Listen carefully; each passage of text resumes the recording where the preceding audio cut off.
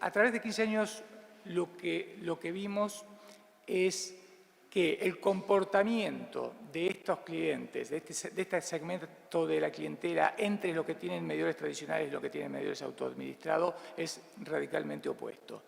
Mientras que la clientela que tiene medidores tradicionales en este tipo de segmento, el fraude que encontramos está en el orden del 24-25%, en el segmento de medidores autoadministrados está en el 1,6%.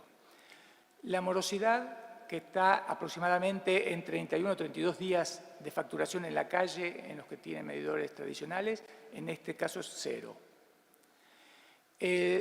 Y algo que nos indica a nosotros que la gran ventaja de esto es que desde que los instalamos hace 15 años y todos los clientes tienen la posibilidad de decir, no, quiero volver al medidor tradicional, de estos 15 años nunca un cliente pidió volver al otro medidor. Es decir, encuentran una gran ventaja para su economía familiar y para su posibilidad de pago este tipo de equipos. Lo que vi es que eligieron muy bien los 3 aspectos que analizaron hoy, son los 3 aspectos claves: el aspecto social, el aspecto regulatorio y el aspecto técnico. Desde el punto de vista del aspecto regulatorio es fundamental encontrar en las leyes provinciales para las empresas de energía provincial o para las cooperativas, que hay muchas que lo tienen ya instalados, y en el caso de las empresas federales dentro de la regulación del ente, en este caso el ENRE, una regulación que habilite la instalación masiva de estos equipos. Es decir, nosotros tenemos instalados alrededor de 8.000, quisiésemos instalarlo masivamente, pero para eso necesitamos estar contemplados dentro de la regulación y seguramente todas las empresas lo van a tener que hacer y lo van a tener que estar amparados por alguna ley.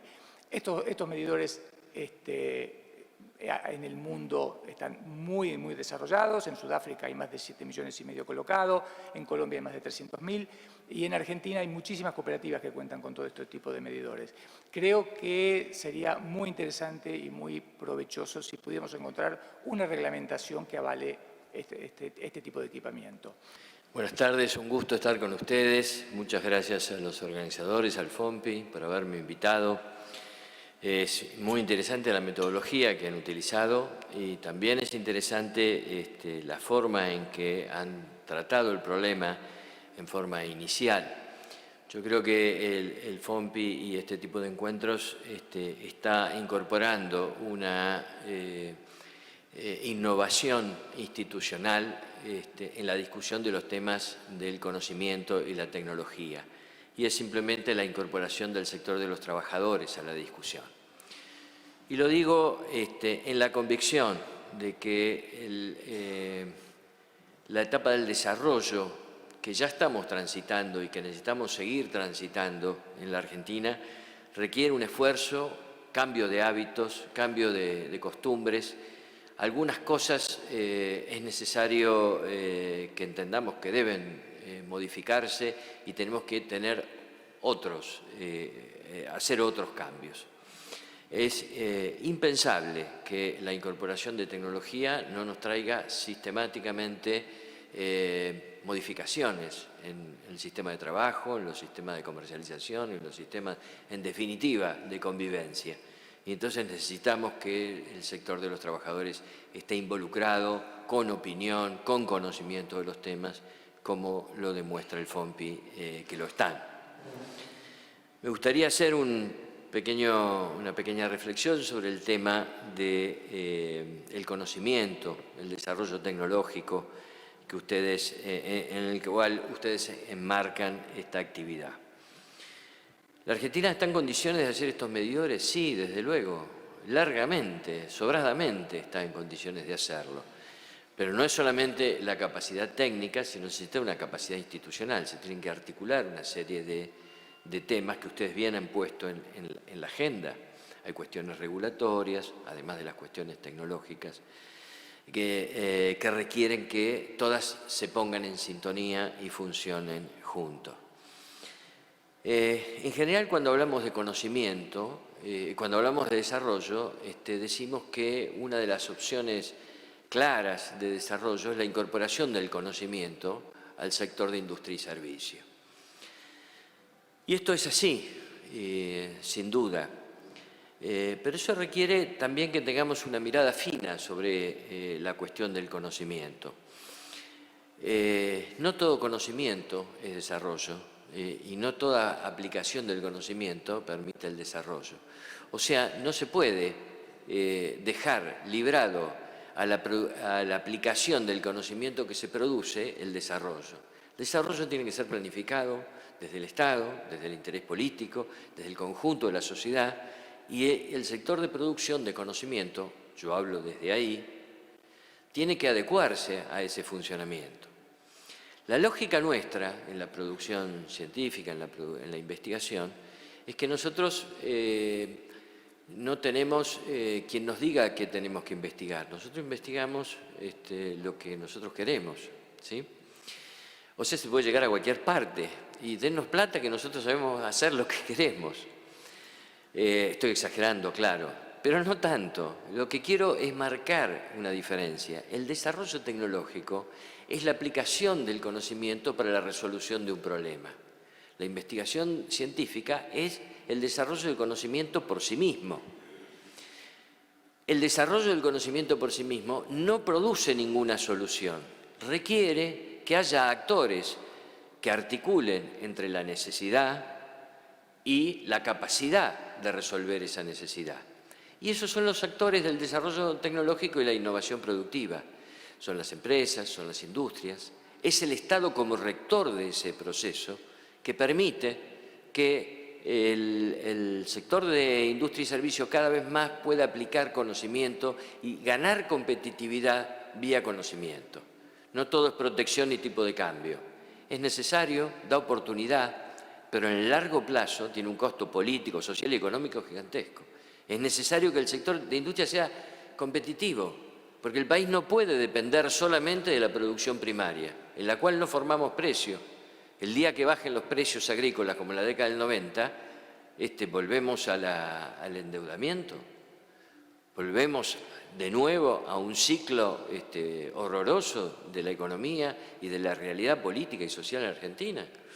No, tenemos que lograr ampliar la capacidad de generación de riqueza, no solamente el sector agropecuario primario, sino el conjunto de los sectores, y en particular la industria y servicio PYME, que es la responsable de la mayor parte de los empleos y por lo tanto de la distribución del ingreso. La mejor distribución del ingreso se da por esa vía. Entonces es imprescindible que esa industria sea competitiva y que pueda actuar no con defensa de tipo de cambio y protección de mercado, sino simplemente porque es mejor. Entonces tenemos todos en conjunto la responsabilidad de construir esa sociedad que nos permita tener la sociedad que queremos, con todas las prestaciones que queremos, todas las condiciones de vida que queremos, pero construida por nuestro esfuerzo. La sociedad no la hacen otros, la hacemos nosotros, ¿sí? Y los otros la deshacen porque tienen otros planes, no el nuestro. Es muy simple, ni siquiera es maldad, tienen otros planes, tienen los planes propios. Si no tenemos planes nosotros, ¿sí? Nadie lo va a hacer por nosotros. Por eso es necesario fortalecer el Estado, por eso es necesario fortalecer este modelo, por eso es necesario darle continuidad a este modelo que ha permitido no solamente salir de un ciclo nefasto, sino levantar la cabeza, empezar a volver a mirar el horizonte, empezar a dominar de nuevo el tiempo, empezar a recuperar la capacidad de planificación y entonces ahí educación, desarrollo tecnológico, industria y servicio competitivo en el mundo, vamos a tener la sociedad que queremos. Los felicito nuevamente y muchas gracias. En nombre del presidente de la Cámara de Diputados, Julián Domínguez, y del mío propio, les doy la bienvenida a esta casa, que como se dijo antes es la casa del pueblo, es la casa de todos. Celebro este importante trabajo, esta jornada de trabajo y de reflexión que están teniendo. Y para referirme en concreto al tema, y ya lo decía quien habló antes que yo, que sabe mucho más que yo del tema, una de las discusiones o debates que tenemos de hoy a futuro, que es conservar todo lo que se avanzó en estos 12 años, y cruzar finalmente el umbral de desarrollo es un vector de competitividad.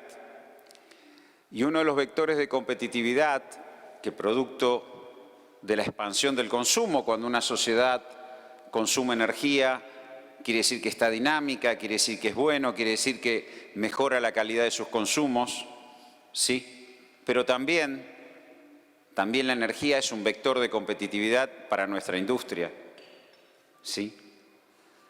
Argentina, afortunadamente, y acá hay representantes de los trabajadores que no me van a dejar mentir, Argentina avanzó históricamente, pero en estos años, en construir una expansión industrial donde la competitividad no se extraía del salario. Es decir, no es viable una Argentina con industria con salarios bajos.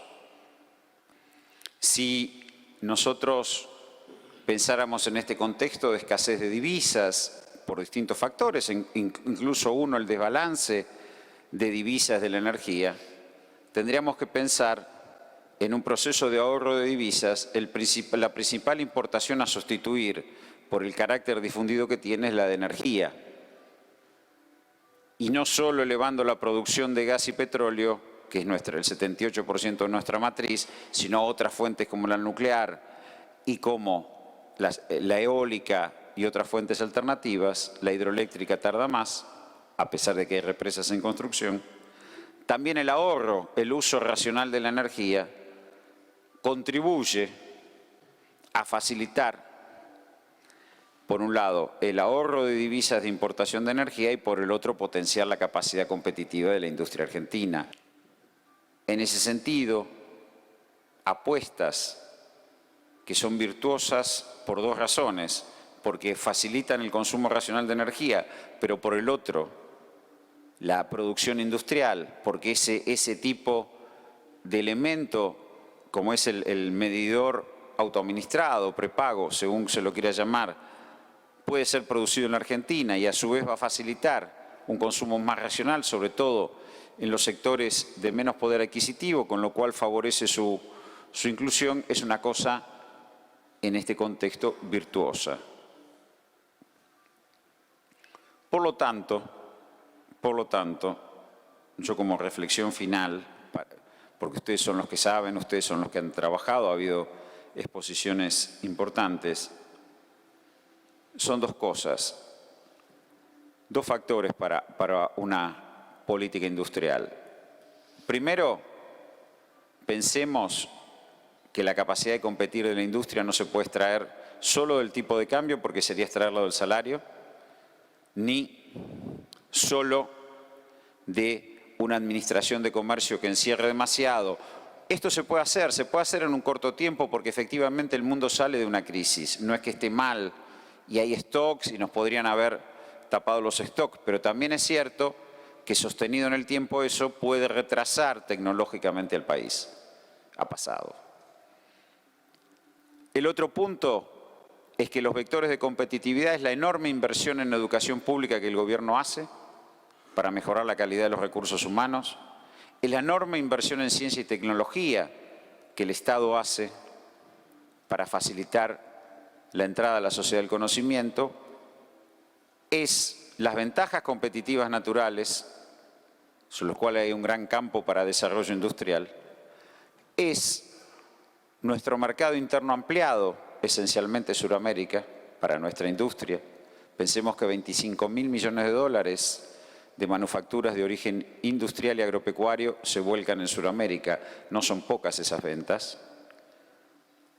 Y pensemos que la energía es un vector clave de competitividad para la Argentina, sobre todo para un país que mantiene los volúmenes de producción industrial diversos y complejos que tiene este país.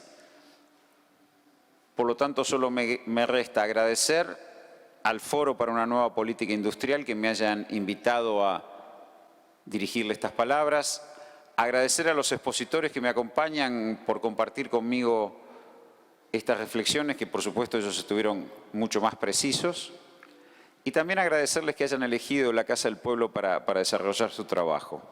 punto de encuentro que junto con la Jornada de la Industria Electrónica que se desarrolló aquí mismo en el mes de septiembre del año pasado no hace más que confirmar el camino correcto que está transitando el FOMPI.